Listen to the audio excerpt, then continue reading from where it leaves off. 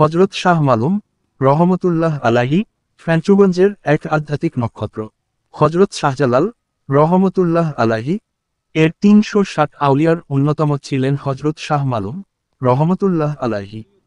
ইসলাম প্রচারের মহান মিশনে তিনি শাহজালাল রহমতুল্লাহ আলাইহি এর সফরসঙ্গী হয়ে সিলেটে আগমন করেন। পরে তিনি ফেঞ্চুগঞ্জে স্থায়ী হন এবং এখান থেকেই ইসলাম প্রচার করেন। তার পবিত্র মাজার শরীফ সিলেটের ফেঞ্চুগঞ্জ উপজেলার অন্তর্গত, যেখানে আজও অগণিত ভক্ত তার প্রতি শ্রদ্ধা জানাতে আসেন। এই মাজার শুধু একটি ধর্মীয় তীর্থস্থান নয়, এটি আধ্যাত্মিকতার এক উজ্জ্বল বাতিঘর, যেখানে মিশে আছে ইতিহাস, আত্মত্যাগ ও ভালোবাসার সুবাস। আসুন আমরা এই মহান অলির জীবন থেকে শিক্ষা নেই এবং তার দেখানো পথ অনুসরণ করে সত্য, শান্তি ও মানবতার বার্তা ছড়িয়ে দিই। বাংলার ইতিহাস ঐতিহ্য নিয়ে আউলিয়া মিডিয়া আপনার পাশে। দয়া করে লাইক, কমেন্ট, শেয়ার